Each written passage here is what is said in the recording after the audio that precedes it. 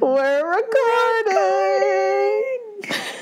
Didn't think we'd be here, guys. Didn't know. Did not think we would be here. What is our life? There goes our Mondays. And Tuesdays. And our Tuesdays and the rest of the week. Ooh, Lord. Hey, welcome to Two Black Girls, One Rose.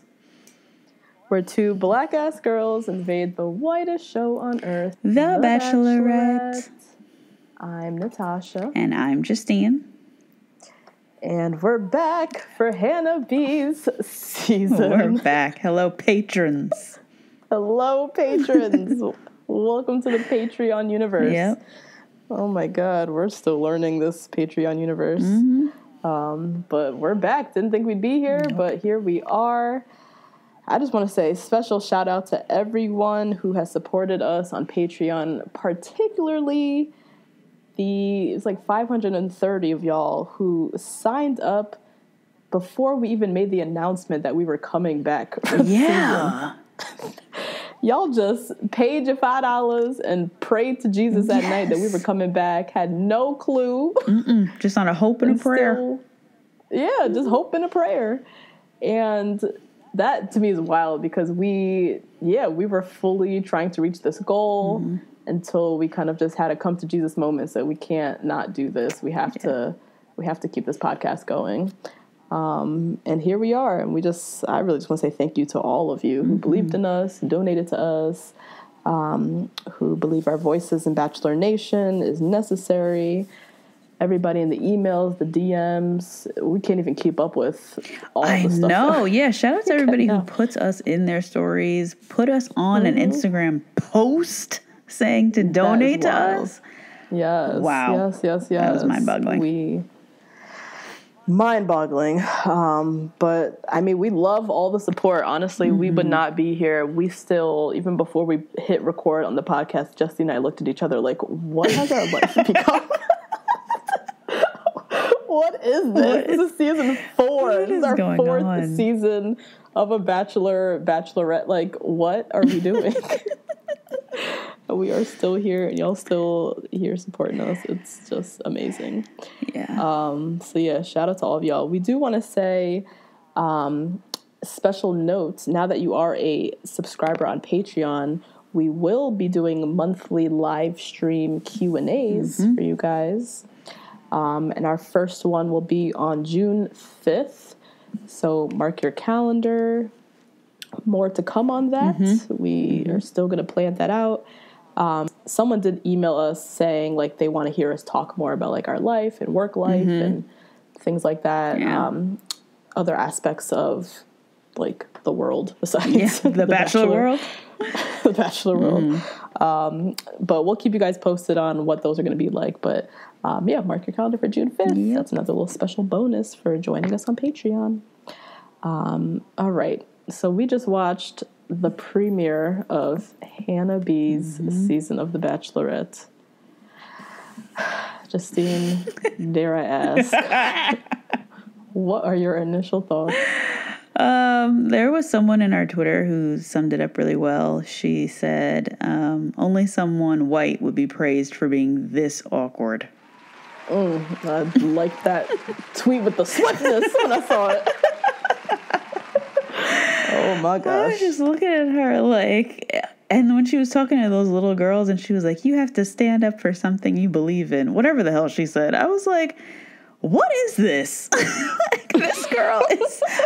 What am I watching? This girl is like, she has a mentality of someone who is 23, but wants this lifetime commitment with somebody and who she's going to meet in I don't know. It just seems so unrealistic. However, the bright side is that she has found my husband, Mike Johnson. So, Hannah, thank you so much. You are renting him, so you're welcome. And we are going to get to know Mike together. This is great. And when you eliminate him, Mike, I will be there, sir. Hello.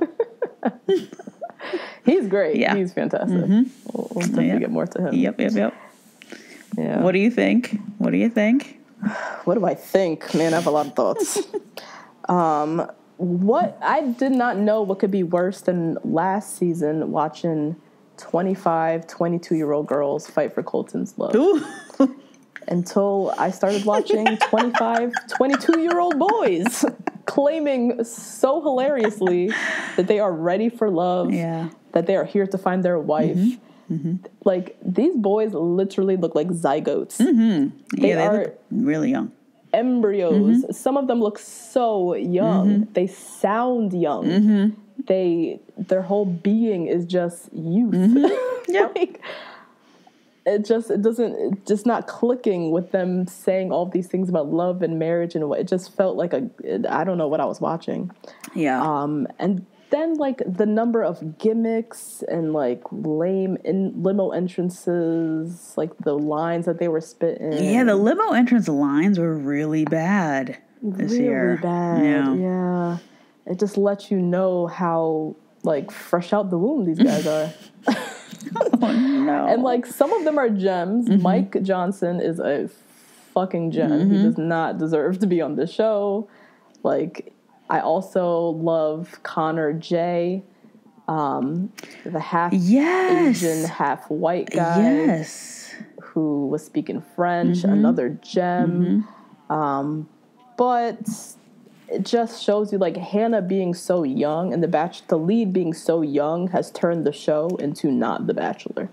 Yeah. Which is kind of similar to what I said last season with Colton. I felt like this was another season of watching a house of frat brothers trying to find a date for Semi.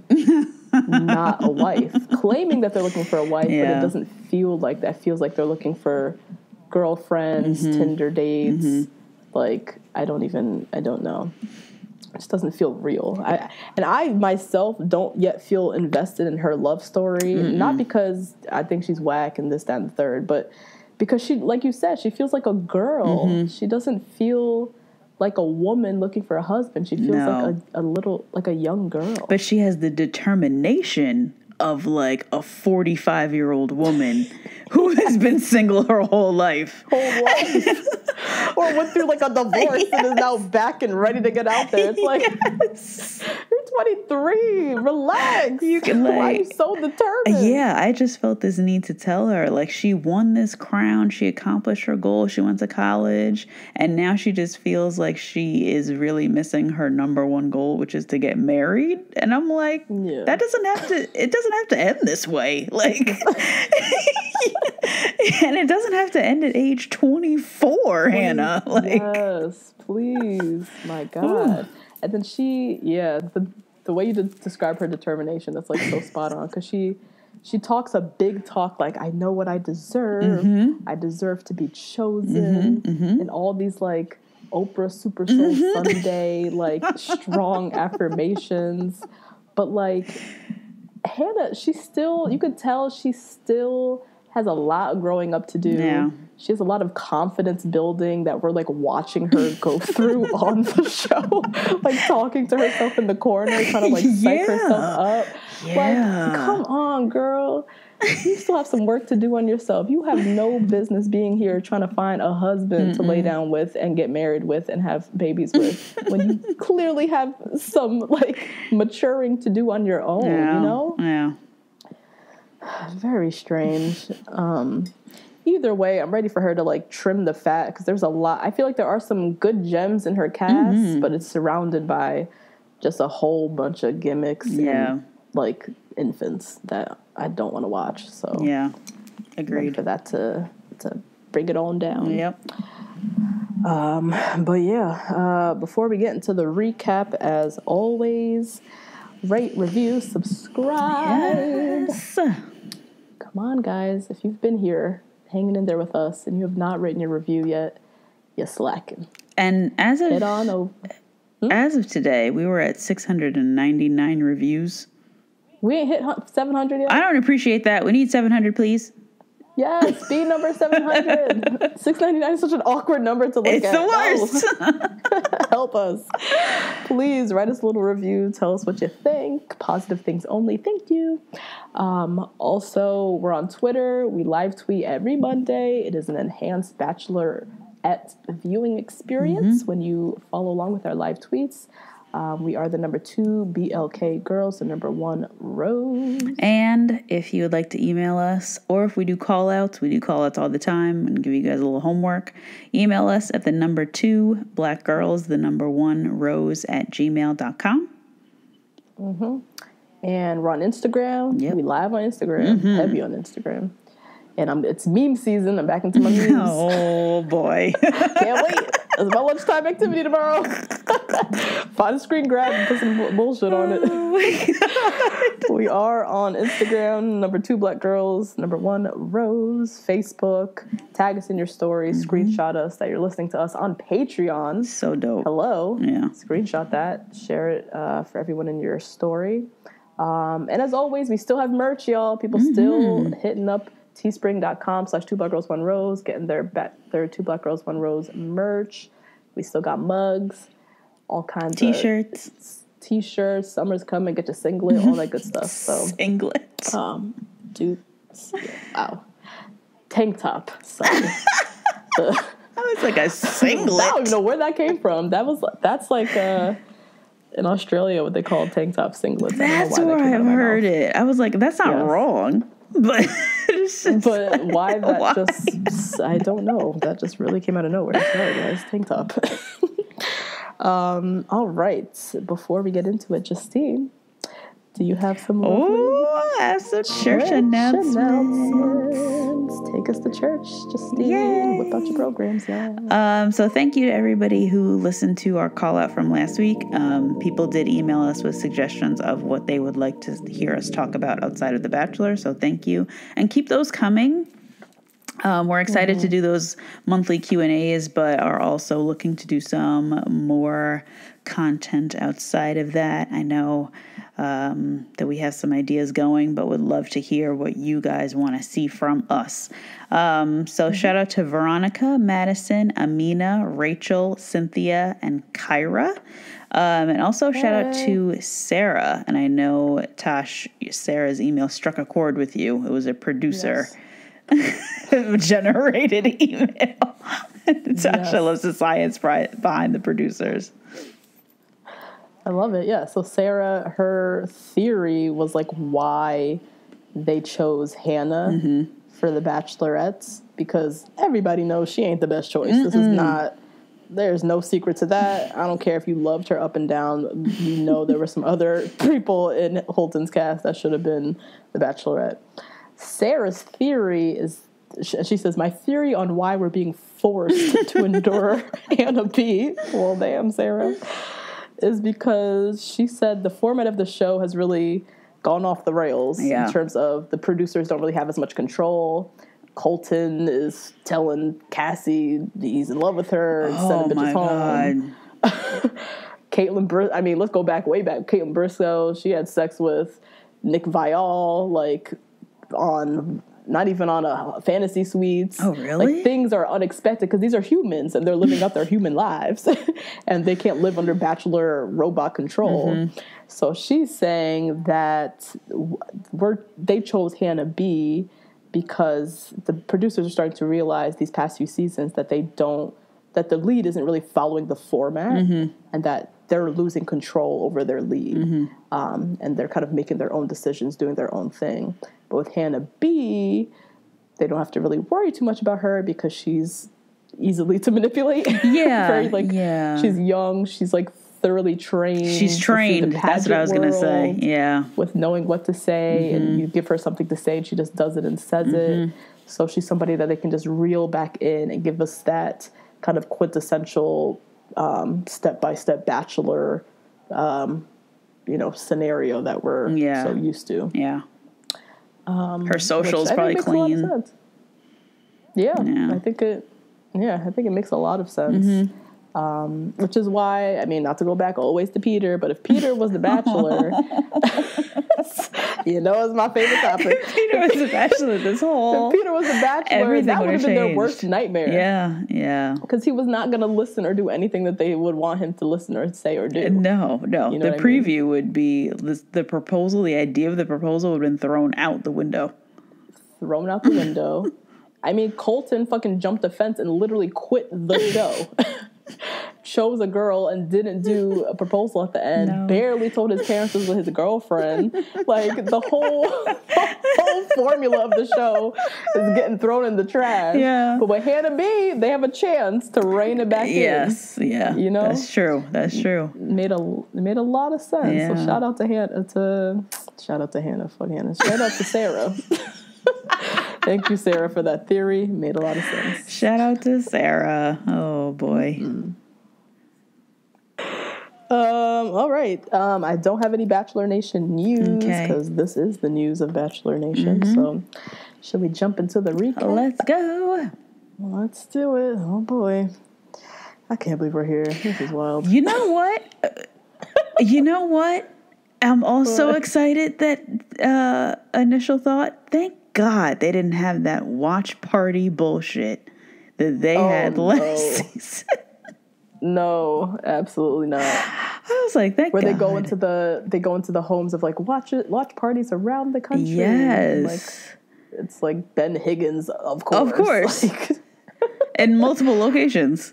Yeah. All stitched to look like one day, but one minute he's in the Colorado Springs, and the next he's in like Minneapolis, Minnesota, and then in Dallas, Texas, all in one day wearing the same fucking maroon sweater. Jesus. God. He got a girlfriend now, so I think he's like busy. Okay. He's still working though. His life. Stop collecting these bachelor checks. Jesus. Anyway, let's jump into this recap. Yeah, let's go. All right. So we open up and we're in Tuscaloosa, Alabama. And it's 3 months ago. Uh-huh. And we have Hannah B. She's at home and she's on FaceTime with Chris Harrison, who's calling from LA. And he's telling her that she's going to be the next Bachelorette. Now, this little clip, we saw this little clip somewhere else. Mm-hmm. Okay, because I was like, I feel like I was in deja vu or what happened, but we saw this somewhere else. But basically, she's like crying and she's all excited. Yeah. They're telling her she basically was chosen to be the Bachelorette, and she's saying, being the Bachelorette is so surreal. Follow that up with many, many shots of Hannah like awkwardly walking through a cornfield, talking about being awkward, talking about her awkward hands, just laying it on thick that she's like awkward. Yeah. And like supposed to be relatable. We're supposed to love her for it. Yeah, and I guess because she's a pageant girl, she just doesn't want the expectation to be too high. Because her expectation has been high her whole life, so. No, that makes sense. Yeah. So they're like, let's drop the bar a little bit. Yeah. But they're laying it on a bit thick with the awkwardness. Just let her be. Let her be relatable. Don't tell me that I have to relate to her because she's awkward like me. Right. Yeah. First of all, who are you calling me awkward? Second of all, like, why does it have to be that she's like sticking her tongue out that she's awkward? Yeah, that doesn't make her awkward. I don't think she's that awkward. There's nothing. She's just a basic, nice girl. Whatever. Nice, kind of basic. Yeah. I don't know. So then we see Hannah and Chris Harrison. They're riding around Tuscaloosa, talking to local residents, getting her all excited for The Bachelor. So then she kind of lets us in a little bit about her like pageant life, how growing up she never felt good enough, and how she always felt the need to be perfect, and which goes along with being in the pageant world. You're supposed to be perfect and proper and all that good stuff. And then we see footage of her winning Miss Alabama, and she's saying, when I won Miss Alabama, I was so happy, but it wasn't my goal in life. I wanted to find someone to be with. That's your goal in life? Life? Life? Hannah. That is your goal in life. I was appalled that they went from her saying that was her goal in life to then her talking to a bunch of like 6-year-olds. I was like, no, she needs to get away from these people. Yes, do not. Don't let her infiltrate their minds. I will say, spew your very limited, lowly goals for your life on these young children. Oh my God. Yeah, they really, they're getting that fairy tale kind of like that woman, picture book woman who all she needs in life is a man and she'll be happy. Kind of like view. And when you're a pageant girl, don't you have like a charity tie-in? Why doesn't she have some tie-in with the charity? And why? I mean, I'm sure she does, but that's not being talked about at all. All we know is she was in pageants, and being Miss Alabama wasn't good enough. Now she needs to find a husband. It's like, can we learn anything else in between that? Anything. What was her talent? What was her talent? Any other goals in life? We kind of picked up later in the house that she's studying interior design, or was an interior designer or something like that. Mm-hmm. Did you catch that? Mm-mm. See, frame by frame, you had to listen real closely, because they're not letting you get any depth to this girl at all. Nothing. Pageants and finding a husband. That's it. Those are only goals in life. And that's really sad. Jesus. So anyways, here we get some footage of her and Colton and how their relationship kind of panned out. And she said, for the first time, I realized I could be enough just being myself. More shots of her walking down the street, her teaching that ballet class to those baby little Beckys and making, and more shots of her on the beach, hiking at Runyon Canyon, driving a convertible, just like very... Typical B-roll. Typical, Bachelorette B-roll. And her saying, I want to find love. I don't know what I'm doing, but bring on the men. So at that moment, we then have some blasts from the past. Demi and Katie from last season. Faves. Who've come to... Faves from last season. Faves, yes, from last season. Who've come to visit Hannah. She's trying on her, her dress for the first night. Did you pick up that Demi, Katie, and Hannah, there's no chemistry here. These are not best friends. No. Okay. None. Thank you. I was like, this is not Rachel and Astrid. Right. This is not Becca with like Cien and baby Becca and all of those. Like, these are Demi and Katie, who were chosen by the producers to come back because they are fan favorites. Not because they are Hannah's besties. And we stand a black woman working. So Katie, shout out to you. Demi, as always, shout out to you. But it just seemed, when they were making that toast and they were like, your energy is just so calming to be around. I was like, you don't even know this lady, clearly. Like, that's what you say when you don't know somebody. Would never be described as calming. What are you, what? Oh boy. Also, Katie got like 0 screen time. None. I don't even know why they brought her back. But you know what she did get? A check. So a check. Yep. Collect the check, girl. Fuck the screen time. But it was definitely like the Demi show. Yeah. 100%. Yeah. So after they kind of like toast, her off and wish her well, whatnot, time to meet some of the guys. We get some home video footage of the guys like packing and, heading off on their flights to go to the Bachelorette. So then the first guy we get to see a little bit more of is Tyler C. This is Mr. Kennedy. Yep. The 1940s quarterback of the football team. He looks very vintage in his face. In his face. That doesn't even sound right. But you know what I mean? He looks like he has the face of a 1940s person. Yes, the way not 2019. It's weird. Tyler C., general contractor from Jupiter. He allegedly likes to dance. We get some scenes of him dancing around. He was flailing around those beams. Oh my God. He claims he was 2 classes away from being a dance minor at Wake Forest. First of all, I need to see a receipt of that, but... Pull up your class schedule. Yeah, because I can't imagine that he was like the quarterback or some sort of athletic man and then also in dance class. I mean, I could see that actually, now that you say it. Oh, really? Because the athletes... Sometimes they just sign them up for easy classes. Oh, yeah, that's true. In dance, yeah, that's true. Especially for an athlete, dance might be easy. Yeah, so I could actually kind of see it now. Okay. But Tyler said he is so stoked for Hannah B. Bachelorette. No. I hate the word stoked. Yeah. I hate it. And Tyler has a very monotone voice. Very. His voice was very... I was hoping for a better voice out of that face. His voice sounds like he knows he's fine, so he doesn't even have to try. So he's not even going to try to do an inflection in his voice. He's not even trying that. Yes, that's so true. That is so true. He's like very conventionally good looking, knows he is, and just doesn't ever need to try in life because he's gotten by this far. Yep. And so, no effort and even putting an inflection in the voice. No. Yep, just going through life monotone because he can. Next guy is Peter, the guy from everybody's group project. He looks so much cuter.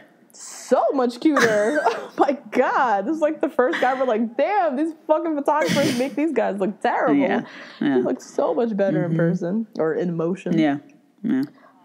Peter is a pilot and he will remind you up and down and all throughout the episode. All the time. So don't you forget it.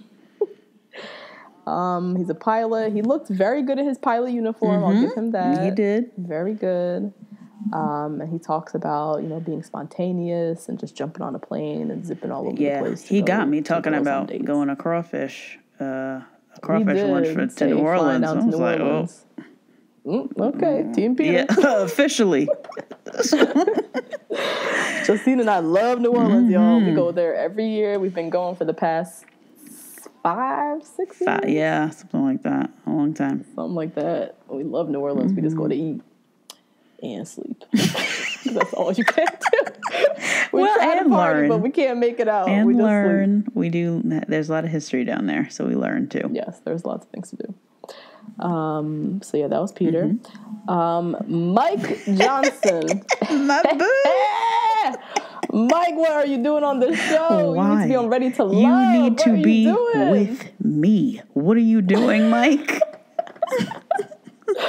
What are you doing on the show, Mike? You need to be on a different show or just out here trying to date Justine here. Like, hello. Damn, Mike Johnson is so fine and black. I'm so proud. I know, me too. And tall. Great smile. He's an Air Force veteran from Dallas. He's a portfolio manager. That at making that call, I wanted to die. Nice footage of that fake ass phone call, closing that fake ass deal. I see you, Mike. Oh man, and he's kind of funny. He said his dating life has been Macaulay Culkin, Home Alone, Hardy. That's okay. He has not been dating at all. And then we saw him going to visit his great grandmother, a literal living ancestor. Yes, a literal. Oh my God! I was like, you can call up his ancestor on the phone. Yeah. Yes. To get some spiritual guidance. Oh my gosh. And then he talked about how he just grew up around, beautiful, strong women, how he learned how to listen, how to pay attention to small details with women. Just, this is what I want out of a contestant. Yeah. Someone who speaks in things that aren't Hallmark cards, who can really say concrete things that he's looking for in a woman, that he's learned about women, that he's learned about himself, like saying actual real shit. Not just the picture book, bachelor, contestant, manual, these are the words that you're supposed to say to get by. Like he actually was saying some real shit and presented himself to be like an actual human being, man who was looking for love. Loved him. Proud of Mike. Love Mike. Next is Joe, the Box King. He came on the screen. I just had the longest, most African American sigh. I was like, oh, God. So exhausting. He did look way better in person than in his photo. Did he? I'll give him that. Okay. I say he looked like Daddy Warbucks last week, so he did look a little better. Yeah, and I said he looked like a combination of the Shark Tank niggas. Yes, so, Dr. Mr. Wonderful and what's his face? Mark Consuelos. Yeah. He is from a strong Italian family. We got to meet the family. What was bothering me about Joe so much, he was talking so loud in front of the camera as if the cameraman was deaf or something. It was so bizarre. Or that he didn't have a microphone on and there was a boom on the side, like we know there was. like, all your sound is getting captured. Let's bring the volume down, like, 6 octaves. It was obvious that he's never been around a camera before. I was just about to say that. He's never been on camera, on TV. He's just hella excited and, like, just feels like he needs to talk louder. I don't I guess so. Somebody goes to Vegas 4 times a year. I don't know. I mean, oh, God. I forgot about that. Jesus. Next is Matt Donald. Also better looking. Oh, wow. All right. Never mind. I'm not into this face at all. Sorry. Matt Donald grew up on a farm. We get some footage of him feeding his goats and shit. Matt was the one who grew up in a deaf household. Both parents were deaf. I think he said his little brother is deaf. So we got some footage of him interacting with his family, doing sign language. Very interesting. He disappoints me later on. We'll get to that. Next is Connor J. Oh my God, I love him. Love Connor. So adorable. Adorable, but like... looks like an embryo, but so cute. Yeah, he has that... When he was like speaking in French, I was like, you know what? He has the type of face that I would have to get used to. Damn. Not that he's not cute. He's just... That sounds so mean. Is it? Oh, sorry. He's just... face you have to get used to. He's just so young looking. Like, he's just he's very young looking. I would have to get used to looking at somebody that young. Yeah, but he's like a district manager at a car dealership. Like, he has a good job. He has a very good job. Super interesting. His dad and he's is 28. blonde hair, blue eye. And he's 28. Oh, yeah, he's 28. He looks 20, but he is not that young. He's half American. Dad is blonde hair, blue eye from Iowa. Mom is from Hong Kong. He talked about his family, just kind of classic American tale of immigrants coming over, being successful. That little sound bite, I don't want to give that to ABC. You know what I mean? Okay, sound bite. That his family, he comes from a tale of immigrants coming over, being successful. Yeah. Like, they don't deserve that sound bite. Take that out. But you know, the minute he said, they were like, yes, tag that, put that in. Yeah. You know? Love the story, but this here crazy ass Bachelor Nation, who we see y'all racist ass is all up in our comments. Don't deserve to hear about anybody's immigrant story because y'all don't fuck with us, no way. Next is Tyler P. So we open up to him pumping iron in the gym. He said, I like to think I'm a good-looking guy. This is Tyler? I thought this was Luke. Oh, Jesus. Is it Luke? Is it Luke P? Or Tyler P? I think it's Luke P, actually. I don't know where I got Tyler from. I'm sure there's a Tyler. I'm sure there's multiple Tylers. Okay, sorry, guys. Luke P. He said, I like to think I'm a good-looking guy. While I was in college, all the girls thought so, too. Bye. Definitely took advantage of that. Goodbye. I wrote, he's a slut, he's a hoe, he's a freak. Gotta do every day of the week. Ew. Ugh. And then he like used that story to segue into his religious awakening that he had. And everyone, I don't want to laugh, but I did. When he said that God came to him in the shower and told him to stop fucking, I laughed. I laughed. I did. Oh, God. The Lord is... That's basically what he said. The shower, the bathroom, to me, is a sanctuary. I understand, Luke. I get it. The Lord has never come to me in the shower and told me to stop fucking. That is... Stop fucking these girls, Luke. I can't believe... I swear Jesus did not come to you. He didn't. That. I don't think that was the Lord, Luke. I don't want to put that... I don't want to judge his spiritual journey... But I just feel like he left some parts out. That was not Jesus. That was your conscience. Conscience was tired of your dumb ass fucking around with these girls. And finally the guilt caught up with you. Yep. And you said it was Jesus when you knew it was your dumb ass feeling bad. Or a girl trying to sneak through the window. Who knows? Girl in the window, like, whispering, You a fuck boy. leave these girls alone. This is the voice of God. And just like, left. This is the voice of God. Oh, God. Oh, boy. Luke, he's one to watch. Yes, for sure. Yeah. Did you see what Rachel said about him, though? Mm-mm. Rachel said something really interesting. She said that Brian on her season was like really suave and really charming, and Luke is being painted in the same way, but Brian has never lied about God coming at him in the shower. She was like, ooh. Brian got painted way worse by night one, and Luke is being made out to be like this Christian hero. I don't know. Because he's riding with the Christianity. High and mighty, and he out here lying on Jesus. Lying on the Lord. The day after Sunday. Oh, my gosh. Bachelorette Monday. Oh, God. Luke, you ain't shit. God don't like ugly. He'll come for you. Time for the limo entrances. Hannah is still talking about how she can't believe she's the Bachelorette. Us neither. Yes. Us neither. One thing that's bothering me with her, this is like one of my biggest pet peeves with people, is when people get nervous or when they do public speaking and they say, I'm so nervous. Or when they apologize, you know, if someone's like sick and they're like, sorry, I feel sick. Sorry, my voice sounds funny. And their voice doesn't even sound funny. It's like a nervous tick that people do.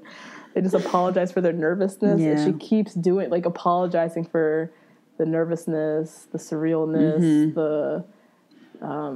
her awkwardness. It's just live in it. Just stop saying it. It feels like if she didn't have me convinced so much by her words, it feels like she's not ready for this. But by her words, my girl has been ready since like 2 years ago to get married in a month. Right. So in a month. Yeah. Anyways, so Chris Harrison, you know, he comes up trying to prep her, you know, do you have a type? And she admits Southern is her comfort, but she's ready to try, you know, something new. Try a few different flavors is what Chris Harrison called it. Yes. He needs to go sit somewhere. Yeah, because that could, he dances the line, you know. Because he collects a check either way. He can say anything. He can call these niggas out and say, you trying to date niggas, right? Like,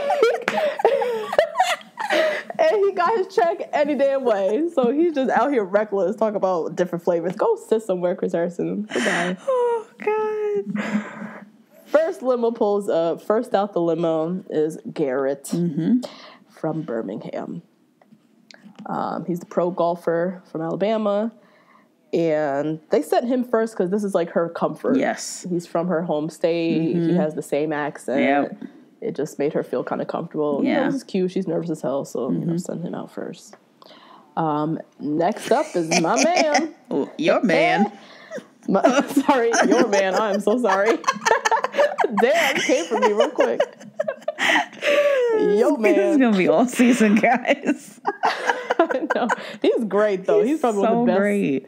I think he's one of the best guys they've cast on the show in a while. I love Mike. Mike Johnson came out. He told her he lives according to the 5 C's: character, charisma. You got them all? I didn't get them all. I was like, ooh, he's talking fast. My God. I think it's a character, charm, charisma, consistency, and compassion. The consistency had me. I was like, whew. I'm like, that's a good one. Just sitting here, just speaking truth, speaking knowledge, speaking realness. Setting it up. Like. Setting up foundation for who he is. Setting up a foundation. Love Mike. Next was Jed, who's the singer-songwriter from Nashville. He, to me, looks like a Ryan Gosling-esque person. Yeah, I was going to say like the missing Jonas brother, like a Jonas cousin, you know? Like a Jonas cousin. Yes. You know what?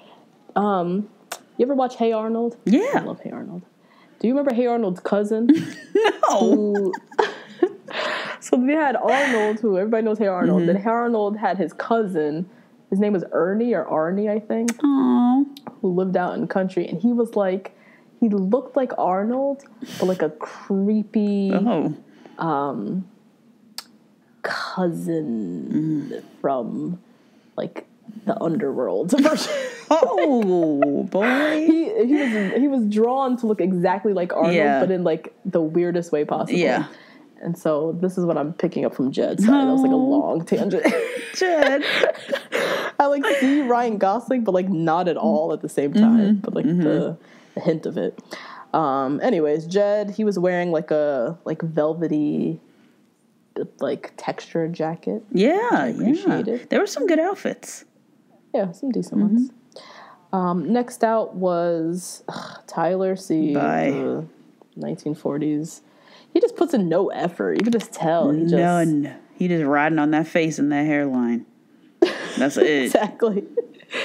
Stepped out. He was like, wow, you're absolutely killing that dress. Ugh. I was so stoked to hear you with The Bachelorette. He said stoked for a second time. Again. And just no effort. I can't stand them in the house. Goodbye. Next was Dylan. Oh, Dylan. Dylan looked like he was going to get married. Dylan looked like he was serving champagne and asking if you want this. Do you want a crab cake? Walking around at a wedding reception like the cater waiter. What was this outfit he had on? He was wearing a full tuxedo. He was. Anybody who watched Potomac on Sunday, he looked like Ashley, or no, not Ashley. What's her name? Candace's new husband was wearing that same exact outfit to go get married. I was like, this is a lot, Dylan. White suit, white jacket, and the black pants, which is, you wear that to get married, or you wear that if you are a cater waiter at a function. Like, not in the bachelor house. He looked ridiculous to me. So overdressed. It was crazy. So overdressed. It was out of control. Everybody had on a regular ass suit and he walked out looking, like he was going to his own wedding. It was ridiculous. Next was someone jumps the fence. Yeah. Connor S. And from the minute he touched the ground over the fence, I immediately escaped to Wakanda. I said it on the cast bio, something about this boy just makes me feel triggered. Yeah. He reminds me of like every problematic frat guy I went to college with. Yeah. His face, the way he talks, just his whole being just bothers me. Even just from his picture in the cast bios, it was like, ugh. It was like a bad memory that I like blocked out of my head. It's like now resurfacing. I don't know what the memory is, but it's like fucking me up. Triggered. Triggered. I don't like him at all. Ugh. Next, Devin. Devin was the one I said he looks Dominican. Yeah. He had on his Easter Sunday suit. I was going to say, what was that linen suit he had on? He looked like he was going to a wedding in Mexico. Like, Dylan. Like a pink and green tie. That tie was AKA. horrible. Not an AKA. This like linen beige suit. It was so bad. It was so bad. Are you going to a wedding in the Bahamas? Are you going to Sandals Resorts? He looked like he was. Where are you going? To a beach wedding in sandals. Oh my God. So that was a terrible outfit, Devin. Terrible. Then he had a bad joke too. It was like, ugh. Yeah, he said, "I have a secret. I'm a virgin." And then, no, just I'm not. Kidding. I'm a virgin to this experience. Something just no transition. No transition. Transition to nothing. I was like, wait, are you a virgin though? Like, are you kidding or no? Very disappointing. Yeah. I really like Devin. He was one of my favorites from the cast bios. Yeah.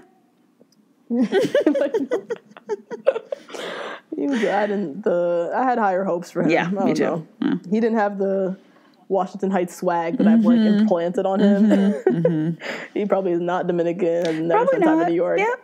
Not at all. But that's what I was putting on him. But he came out pretty damn whack. Next was John Paul Jones. Goodbye. Next was Dylan. Or not Dylan. Brian, sorry. Brian from Kentucky. Yeah, this was a surprise. The teacher. This was such a surprise. The minute he opened his mouth, I was like, no. Yep. All the Colin Farrell-esqueness of his photo was Gone. nowhere It was in like, sight. whoosh. Like, it was just gone. God. He was so he's a teacher. Remember, he's like a math teacher. But he read like an elementary school like composition teacher. Composition? You know what I mean? They still have composition? He looked like he teaches. He looked like he teaches 3 and 4-year-olds. Like, oh my God! To me, he gave me math. He gave me like serious math. Yeah, math or like environmental science. Shout out to all the environmental scientists who are listening, but yeah. He gave me reading comprehension 3rd grade. Aww. It was not good. There was no edge in sight. His voice was not baritone enough. It was so high. As soon as he opened his mouth, I was like, oh, he's definitely going home. Yeah. Like, so unfortunate. Absolutely. Damn. Yeah. He was so much better in the cast bio. It was just very interesting. Next, quickly, was Tyler G, who you liked. Love from Tyler Cast G. Bios, the dream analysis psychotherapist guy. I liked his little line. I thought it was cute, he said, since you've been announced as Bachelorette, you've been in all of my dreams. You are quite literally the girl of my dreams. So cute. It was cute. Yeah, I like that. Next, a forklift arrives and drops off a cardboard box, and they try to do all this foreshadowing. Who could it be? It's obviously Joe, the Vegas dude, the box king, who jumps out with the lamest line ever. Hannah, this package isn't complete without you. It's not even a good pun, but like a good little, there was nothing in there. It had everything to do with him and nothing to do with her.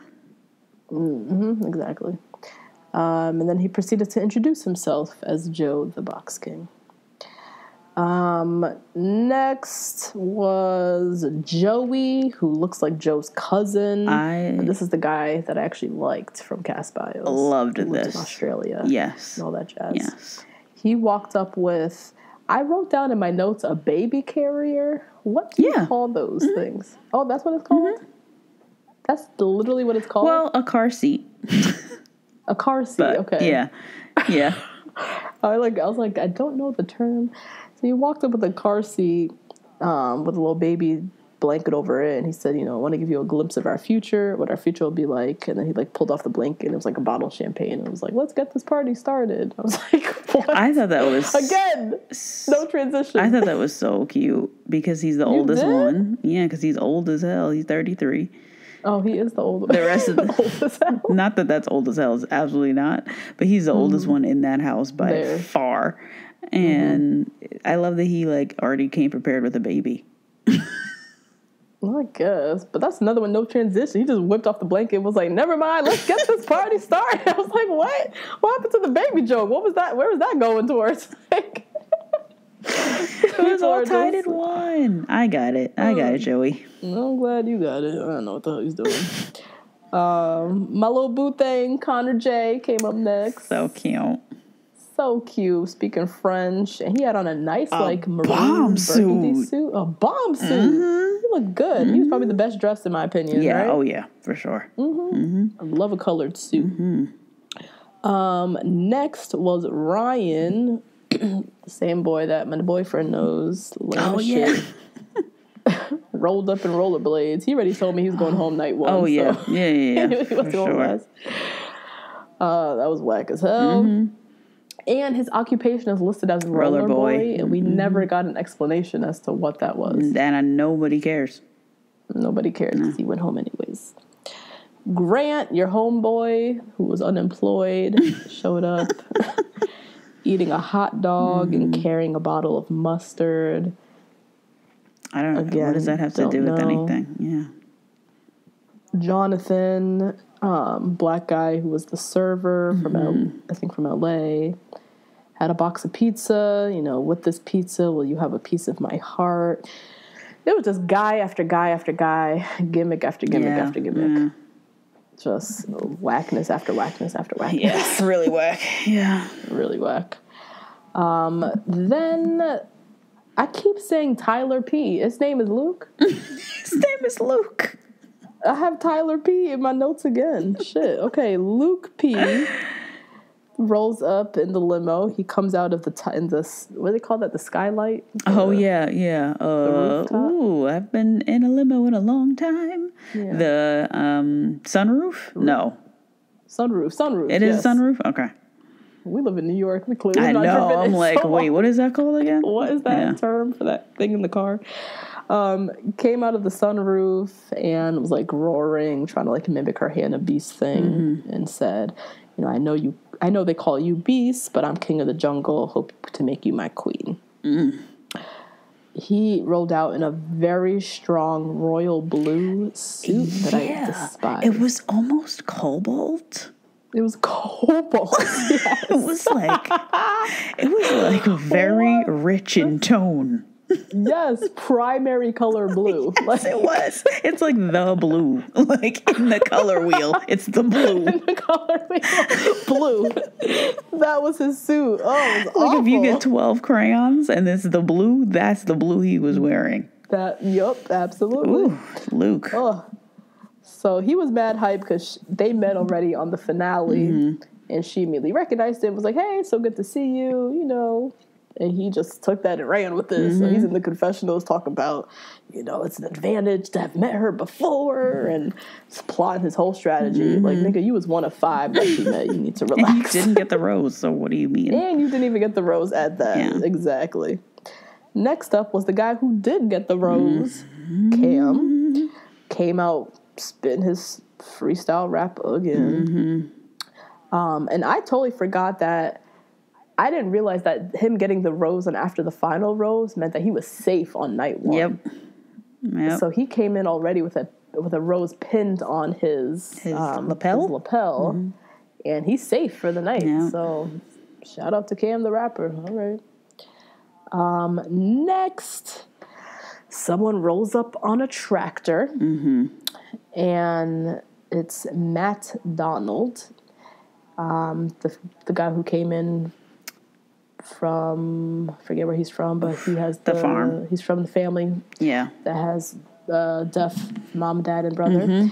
And, he said, I want to sing you a song, and started singing Old MacDonald Had a Farm in like a different way. This is where Matt got my nigga you ain't shit moment. Wow. Why? This is where Matt, he goofed. He really goofed. He, to me, had one of the most interesting stories. Just like background family life stories. Yeah. And he chose to cheapen himself by showing up on a tractor and singing Old MacDonald Had a Farm.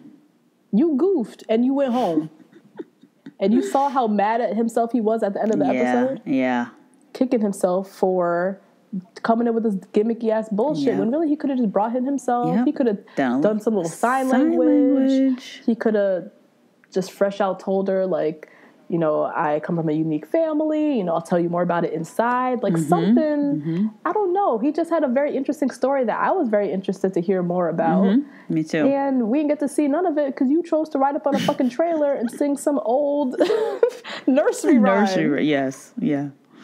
And that's why you went home. So whack and stupid. And I hope people who are considering going on the show watch that and recognize that the gimmick doesn't always work. Oh, no. Especially when it's a lame one like that. Yeah, especially when you're more interesting. Especially when you're more interesting. When you have a more interesting story to tell. Yeah. And then you chose to not share that at all and come in on some bullshit. It's so stupid.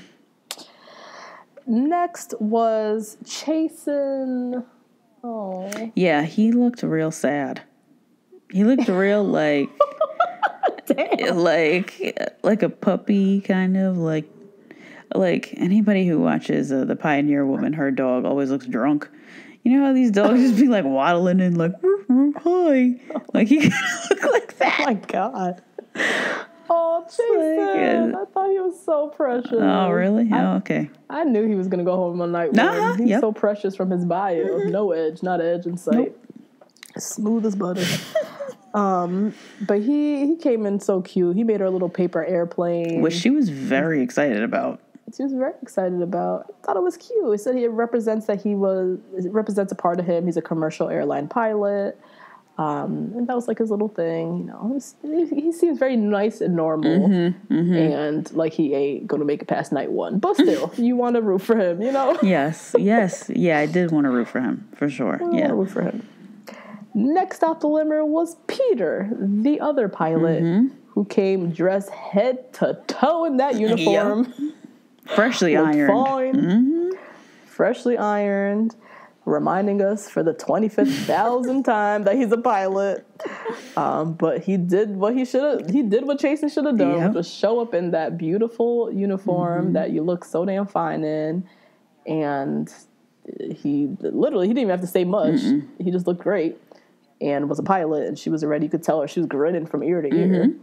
And he gave her like a second pair of his pilot wings or whatever. That was cute. So yeah, the two pilots and Peter definitely came out on top, unfortunately. Then we cut to commercial. We saw Rachel Lindsay, and Copper. And Copper, right. Copper out here collecting all of the checks. Yes, come on, Copper. Secure the bag, Copper. Yes. And a commercial for Zyrtec. Which I need to go cop tomorrow because my allergies are fucking killing me.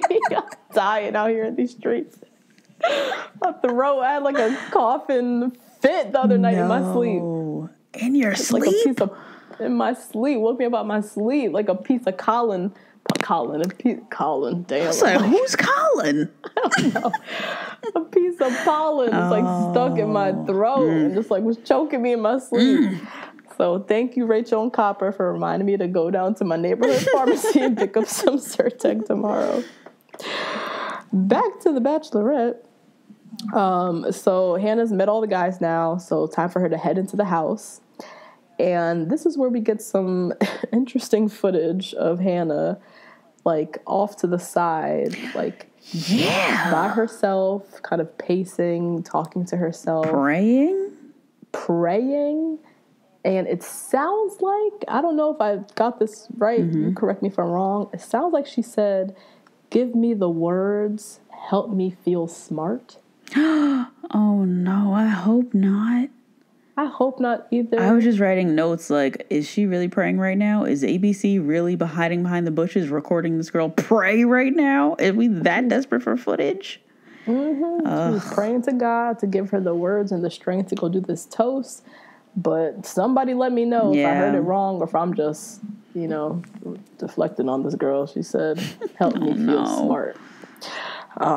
Anyways, she comes inside for a toast, which we know toasts and her don't go too well. So she knows what she needed to do, which was pray to the Lord above to help her out.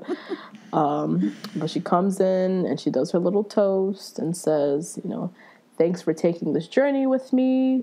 I'm not perfect, and I don't want perfect. I want real." And this is where Hannah used her words. Really? Why? Very proud of Miss Hannah here in this little moment here. Oh, I thought it was terrible. I was like, what are you talking about, be real? What does that mean? Look here, she don't have a good track record with toast. I know. So this is probably the best I could have expected out of her. Okay, yeah. But I like how she said, she acknowledged she's not perfect, which we know, whatever. But just telling the guys, like, I'm not looking for a facade. I'm not looking for this picture-perfect bachelor guy. I just want you to be real with me. Yeah. Like, let's have a real conversation. Let's really get to know each other. And I like the way she kind of, pieced her words together. Okay. Pieced together in her little Hannah way. Okay. Trying to help the girl out here. Yeah. But yeah, she said, I didn't feel like I deserved this opportunity until tonight and meeting all of you guys. I feel so, thankful, yada, yada, yada. Toast to the guys. First guy to grab her is Luke P. Of course. In his bright blue suit. Whisks her to the side and, tells her he's from Florida, recently became an uncle. Sister-in-law signed him up for the season. Told her episode 1 of Colton's season. He looked at her and said, "That could be my wife." All about him. Yeah. And he's watched this show a lot. Mm-hmm. He knows exactly. He's saying a lot of just lines. Yeah. Like, let me show that I'm a family man. I just became an uncle. Yeah. You know, I didn't sign up for the show. My sister-in-law signed me up. I just feel so behind. I don't even have a girlfriend. Yeah. Mm-hmm. I watched last season and thought, you were my favorite one. Like, just saying all these things that none of it feels genuine, like, at all. Next was followed up with Mike. Asking all about her. Johnson. Yes, made it all about her. You know, said that she commended her for giving a great speech, which, I mean, all right, Mike, but gotta make the girl feel good. You know, she said, yeah, you know, I know what I deserve.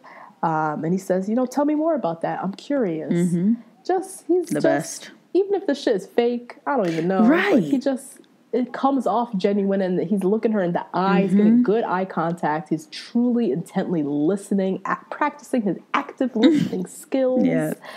And just let her kind of talk and tell her story. And he just really sat there and just like ate it all up. I thought it was a good little interaction. Me too.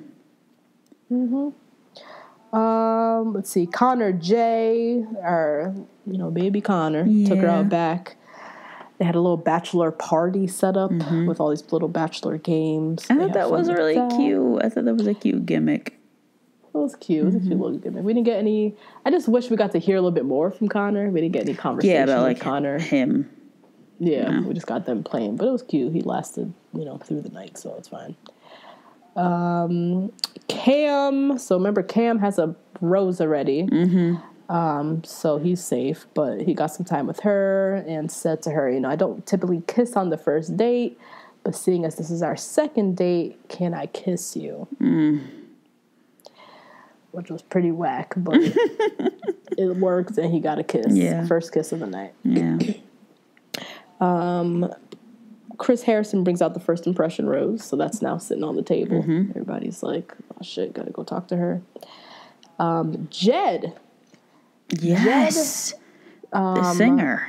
The singer from Nashville was singing to Hannah by the fire. Jed had a little voice on him. So this was actually my escape to Wakanda moment. No, because I desperately wanted to bring Jed to the gospel choir rehearsal and tell him that voice was looking just a little bit flat, Jed. Just a little flat. Lord. I know you haven't sang in a while because you were heartbroken or whatever the fuck, you know, whatever that is. But I just thought, wow, Jeff needs to go to choir rehearsal. He needs to brush up. I didn't think it sounded that bad. I thought he had a nice little voice. Yeah. He started off good, but then at the end, I was like, whew. Faded out a little bit. Yeah. Oh, I'm sure we'll hear a lot more of Jed. I'm sure we will. Jed, I'm sure you'll have some time for some tea and honey. You'll be able to make it up to me later on. I'm sure. And I'm sure they're going to have a singing, songwriting date of some sort. Oh, yeah, definitely. All right. So at this time, suddenly, a white van pulls up to the front of the mansion. And it's Demi and Katie in their little surveillance van. Which I thought this was going to be a great addition to the show, but I don't like how it was used at all. How it was used, exactly. They could have done something much better. They could have done so much more with this, and they really did nothing with it. Yeah. So we'll get into that. So basically, Demi and Katie, they pull up in the van. Demi says she has some tea on one of the guys. That apparently someone reached out to her on social media saying that one of the guys had a girlfriend. And so now she shows up in the van with Katie, and they're going to be on the lookout for this guy. But only Demi knows who it is. Katie was not informed, so Katie's just sitting there staring. Just staring at the footage, basically, of the guys in the house. So basically, we just watch Demi and Katie watching Hannah with the guys. Right. And then being like, nope, it's not that guy. And then Demi's like, nope, not him. That's not the guy with the girlfriend. We barely get any footage of Katie. It's basically Demi just yaying and naying which of the guys it is. which was not what I was expecting of the surveillance van at all. Me either. I thought it was going to be them getting to listen in on little conversations with the guys in the house and overhear guys saying some nonsense or who was getting too drunk and whatever, and then bringing all that tea to Hannah. You're right, and Hannah going in the back of the van and being like, "Hey, girls, what do you think?" Da, da, da. What did you find? Yeah, what'd you find out? No, it was okay. Just whack. Okay, keep going. So Scott now, who from cast bios is the guy with like spiky hair. Yeah, who we were like, who does their hair like this anymore? So he sits with Hannah, and Demi finally confirms that that's the guy with the girlfriend. By the way, this is also the guy who worships Kris Jenner. So. Yes, the guy from Cast Bios who loves Kris Jenner. Just whackness all around. So apparently he's the guy with the girlfriend. So Demi and Kate are watching him sit with Hannah, and they're doing some like interior decorating activity, some weird shit. I don't know. Yeah, it was odd. Yeah, he's like ranting about how he lives in Chicago. He lives in a high-rise apartment building. Ugh. Just the ultimate whackness.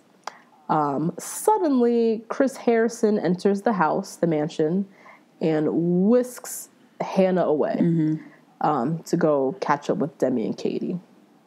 And that's when Demi reveals to Hannah that, you know, the guy Scott you were just talking to has a girlfriend. This girl reached out to me on social media, and I have all these messages to prove that he and this girl were just together this past Monday, and all this stuff. This whole thing was so stupid to me. It just, I was so, what was the point of the surveillance van?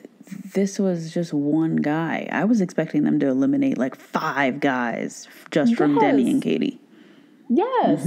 Just based off of them picking up on little sound bites of the guy saying some shit, or this guy's doing this shit, or just an actual surveillance van. Like, we got none of that. Instead, we have her coming in with tea already, and then presenting it to Hannah, and then Hannah basically is given this like moment to shine. The whole thing felt so manufactured and like orchestrated by producers.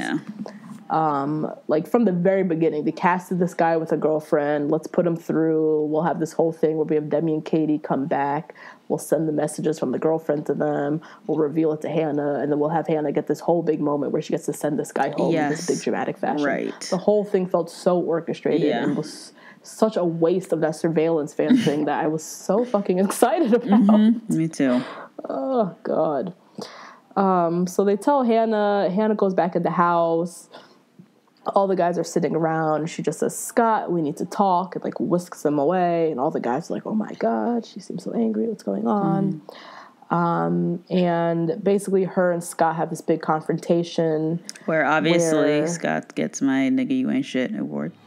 Okay, not surprised. Because not only do you have a girlfriend, but you also have the fucking nerve to be the ugliest one in the house.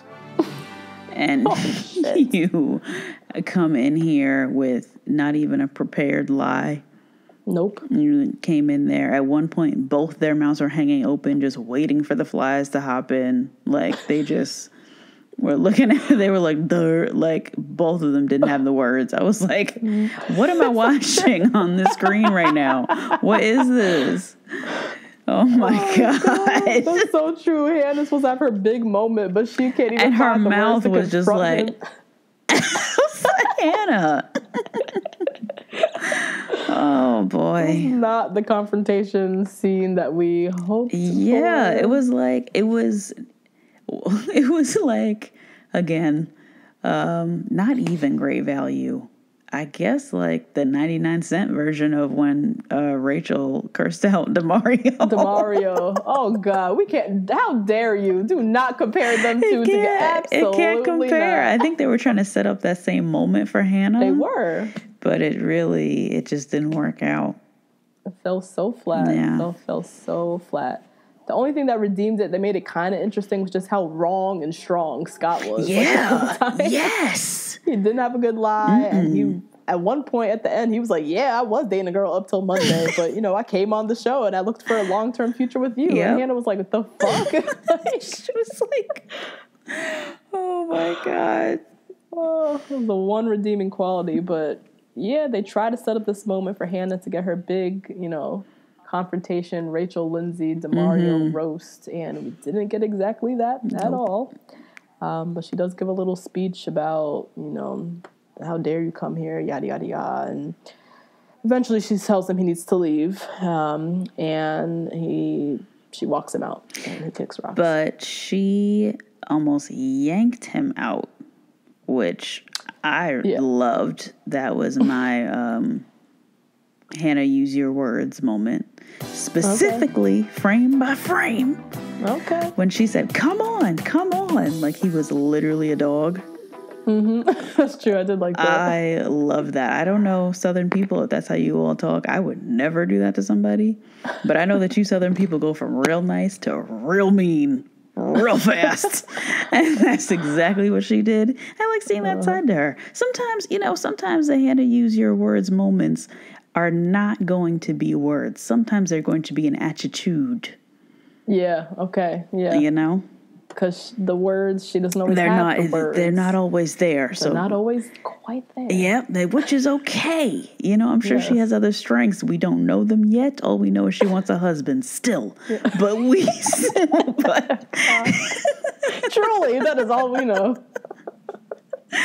But for this, Hannah used her words, it was an attitude. That's true. I did like that. He was walking too slow for her. Oh, yeah. She was like, come on, let's go. Time for you to get out this house. Come on. I liked it. So she kicked Mr. Scott to the curb, left. She headed back in the house and told the guys, like, look, I just sent him home. He had a girlfriend this whole time. If anybody else has somebody back home, you need to leave now. And then said, you know, she needed a second to kind of, like, clear her head because that was totally ridiculous, as she called it. And she walked outside and was crying. Now, inside, the guys were talking about how, you know, they've lost over an hour to this whole Scott drama. And they're all talking about all this time that's passing and kicking themselves about they're not getting time with her. Meanwhile, Hannah's outside walking in circles crying, and none of y'all thought it was a wise idea to get up off your ass and go get some time with her. I never understand this. No. That was weird, So weird. Complaining, and nobody thought, I haven't got time with her. Where's Hannah? Let me go outside and check on her, see if she's okay. Finally, Luke P. in his bright cobalt suit went outside, took the initiative to go chat to her, where, per usual, he just laid it on thick about being here for her, how he's here for the right reasons, and him. This moment or this conversation really solidified to me that Hannah's not picking up what these guys are putting down, because she said, he said, how are you? And she said, I'm cold, I'm freezing. And she was like snuggling, and he didn't even move to unbutton that jacket. Nope. And I was like, Hannah, you are going to keep him around? Did not. I saw a lot of people on Twitter talking about that. That bitch was like freezing. Literally shivering, chattering at the teeth. And he was all warm and snuggly in his long sleeve button down and his blazer on top and didn't even button it down to put on poor Hannah. Nope. Just gotta pick up on these small things. Yeah, like Hannah, and she's from the South. I would have think that would be like ingrained. Right. That is a no. If that is the case, we're friends. That's not very Southern gentlemanly. And he's from the South too. I don't remember where he's from, but I'm sure he is. Georgia, I think. Oh yeah, that's right. Yeah. But he's just all about himself. So. Yeah, right. So he goes and kind of butters her up, brings her back inside. Then we pretty much get like a montage of like guy after guy getting their time with Hannah and telling her how sorry they are what she just went through, and hopefully that this, can, be better, blah, blah, blah, blah. Now, Connor, who I can't stand, not Connor J. Connor from... Connor S. From my nightmares. He was one of the ones who met her on the final rose and kind of recalled how they met and how he was so excited to meet her again. And then he went in for the kiss. And I immediately said, just like, ill. And just was not into it at all. And he called it a solid kiss. Oh, all right, Connor. Time for the first impression rose. Hannah heads inside, grabs the rose. I always love this moment when they grab the rose and they just walk out the room. Yes, yeah. It's literally one of my favorite things ever. Walks out the room, walks past a group of guys, walks past another group of guys, walking all over the place. Everybody's thinking they're getting the rose. And she ends up awarding it to Luke P. Luke, I didn't take my jacket off, P. Right. Luke left her shivering in the cold, P. Who she gave him the rose. He is the last person who deserves any extra validation. Anything. He is so hella extra. Oh my God. So extra. And yet not enough at the same time. Yes, and yet lacking. How, ironic. He basically said to her, this means the world to me, that, affirmation you just gave me. I feel so amazing. And then they share a kiss. A long one. What'd you say? A long one. A long, slow one. I hate watching these slow... Me too. ...kisses. Why? I feel like the guys are doing it because they want to be, they're trying to, be romantic. Very romantic, set up a moment. Yeah. But it's so... It doesn't read well on camera. I feel like we need to get a snippet of it, just cut away. Yeah. Watching these slow kisses is just... very uncomfortable. He is just a lot. He says in his confessional, I can already see myself falling madly in love with her and spending the rest of my life with this girl. Off of one night. Oh my God. Extra. Chris Harrison arrives. Time for the rose ceremony. And unfortunately, a lot of guys didn't get any one-on-one time. I know. And they're all blaming the Scott situation. So apparently that shit took an hour. I was wondering how that took an hour, but I don't know. Because why is that taking so long? Yeah. There's so many cameras. So when Scott leaves, he goes outside. There's another camera out there filming his goodbye, his whole confessional or whatever. Aren't there other cameras inside with the guys? Right, Hannah, what she need? 10 minutes to go freshen up and cry and then come back inside? Yeah. Was she just pacing outside for an hour trying to get her words together? And why was she pacing outside by herself when Demi and Katie were there? Because those aren't her friends. Them girls came in to collect a check and left. That's it. The producers gave them a little dossier. Here's the guy. This is what we need you all to say. They did their work and then they left. That's it. Oh, man. Oh, my God. Time for the rose ceremony. These guys had me dying. Now, when it's rose ceremony time, it's literally 6 o'clock in the morning. The sun is up. These guys look like they were about to pass out. I've never seen a more sleepy group of guys on night one. Did you catch that? It was. And I was guessing that was because of the delays from Scott. So they were all trying to keep a face for so long. And because there's a lot of them. There's a lot of them. Yeah. The first night is always the longest night. Because we always see when they're sending people home, the sun is up. But I think also with Scott going home, it delayed it even further. So they all looked like they was about to pass out. So sleepy. I felt for them. First rose goes to Mike Johnson. We're going to need a soundbite from Mike. I know, we do. He needs his own little soundbite. Shit, what are we going to do? He was so cheery and cute and smiley and did not look like it was 6 o'clock. He was one of the ones who looked awake. He didn't look sleepy, like it was 6 o'clock in the morning. Next was my nightmare, Connor S. Yeah. Followed by Matthew. I don't know who that is. Connor J, who we love. Jed, the singer-songwriter. Roses, Roses, Roses. Mateo, who I'm so excited to see more of Mateo. I've been stalking the shit out of him on Instagram today. Did anyone find his kids or no?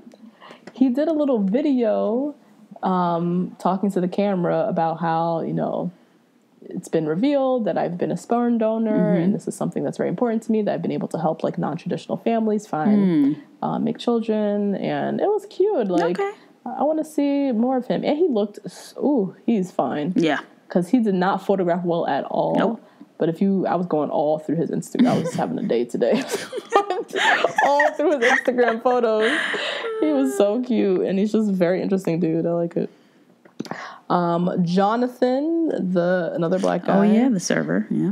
The server. He got a rose. More roses, roses, roses. Darren, your homeboy. My other boo. Got a rose. He looks a million times better in motion. Yes. He photographs horrifically.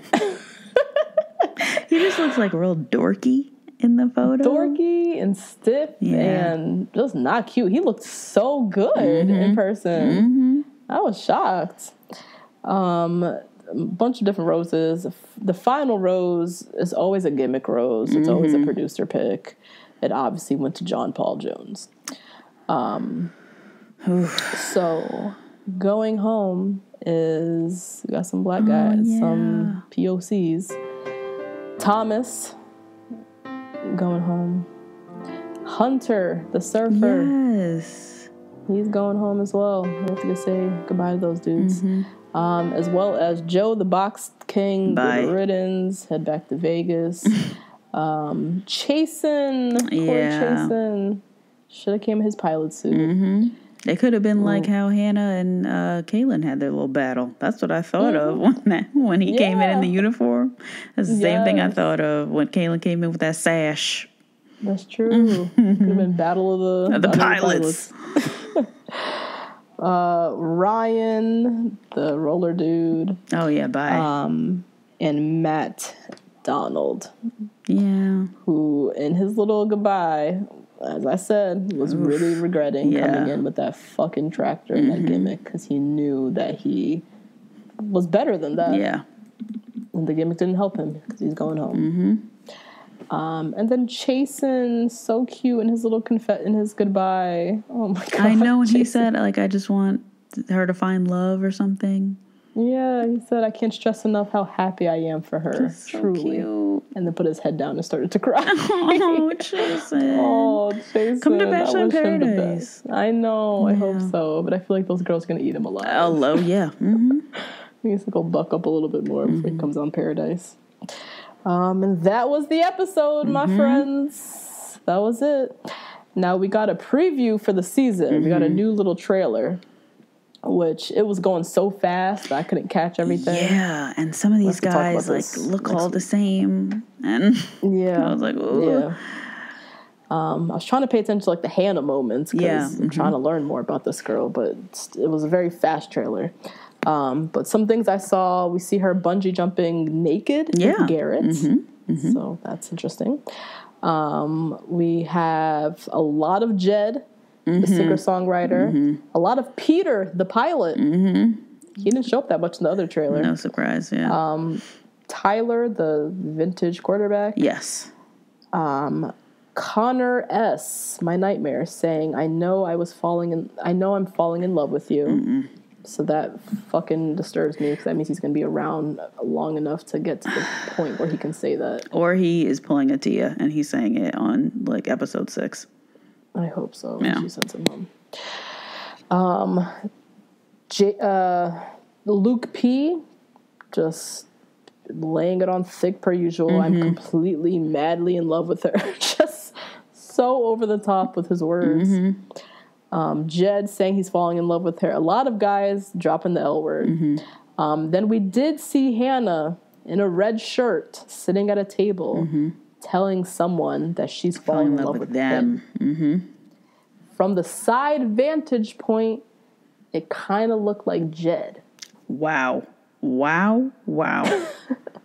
Frame by frame. Frame by frame. It was somebody with like a little bit of a beard. I'm thinking Jed, but I'm I'm not actually positive. Yeah. We get more footage of Luke P, the villain to come. He's going to be called a psychopath. We see him yelling quite aggressively in somebody's face. We get an ambulance scene. Cam, apparently Cam has a sick mind as well. Apparently Cam is crazy. Oh, yeah. They had some images of Cam. Cam looking kind of deranged. Not really aggressive and scary like Luke P, but scary in like a mentally... Like, are your meds missing? Like... yeah, something's up with him. And he got that weird like part in his hair. He looks kind of you know, I don't know. Willard. Do you remember Willard, the movie Willard with the rats? No, I don't. The guy who lived at his mom with all the rats in the basement? No, know I wouldn't watch no movie like that. That's what Cam reminds me of. Shout out to anybody who knows what I'm talking about. Then, interesting, we get footage of Hannah. She's outside at night yelling at somebody. Can't wait for this. Can't wait for this. She says, I can't believe you just said that to me. I don't owe you anything. You don't own me. And then we have more footage of that same scene of her outside in the darkness. And it was very quick, so I couldn't really catch everything. But she said something about, like, physical relations between a man and a woman. I got it. And so she said, I believe sex is between a man and a woman in marriage, which is problematic. Okay. But she said, I've had some physical relationships with some of these guys, and I have had sex, and Jesus still loves me. Yes. I predict that this is Luke P. That she's talking to Luke P. Yep. The Christian one. The super duper Christian one.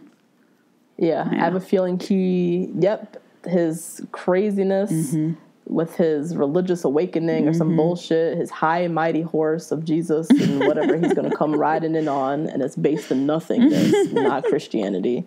It's going to come riding in, and he's going to judge the shit out of her for something.